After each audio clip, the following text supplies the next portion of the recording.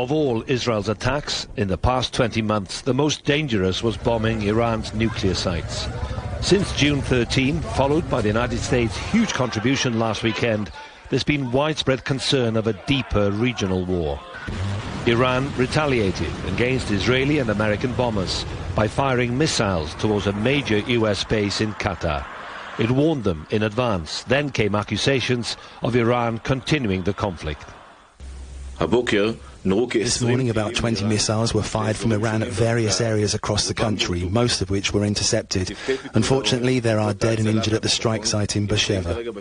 In Tehran, a TV announcer read a statement by Iran's general staff of its armed forces. A denial that any missile was fired from Iran towards Israel after a ceasefire had been talked about. As air raid sirens sounded again over Haifa, Tel Aviv and Jerusalem, people there and in Tehran are fearful of how long a ceasefire will hold and what may happen next. This ceasefire should have happened much earlier because it's the people who are paying the price, whether it's our people or theirs. Both sides are bearing the cost, so it's better that this happens sooner rather than later. As they say, better late than never, and I hope this ceasefire is a new beginning for Israel and for Iran and for the Middle East. As Israelis face the same devastation that's been endured in Gaza, ordinary lives are destroyed.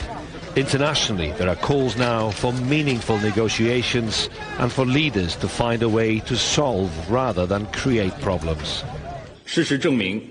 Facts have proved that military measures cannot bring peace. Dialogue and negotiation are the right way to solve problems. China is willing to work with the international community towards maintaining peace and stability in the Middle East. On Monday evening, Qatar complained that Iran's attack on the Al Udeid airbase was unacceptable. In a more reflective mood, the Prime Minister now calls for a peaceful, nuclear-free region. We urge the American and Iranian sides to return immediately to the negotiating table regarding the nuclear talks and reach a diplomatic solution, one that the state of Qatar has always sought. If this 12-day Israel-Iran war is over, then diplomacy and influence can perhaps be focused on a much longer war and the continuing suffering of people in Gaza. Iolo Dafydd, CGTN.